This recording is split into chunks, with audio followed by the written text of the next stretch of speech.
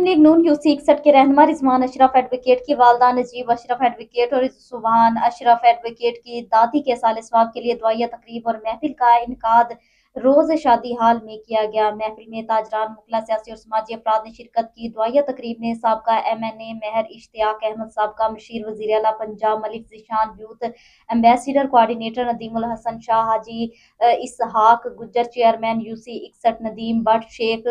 Zahid Najeeb Ashraf advocate, Subhan Rizwan advocate, वकला समाजी शख्सियात ने शिरकत की और रिजवान अशरफ एडवोकेट की वालदा मोहतरमा और सुबान रिजवान एडवोकेट नजीब अशरफ एडवोकेट की दादी के दर्जात की बुलंदी के लिए खुसूसी दुआएं की।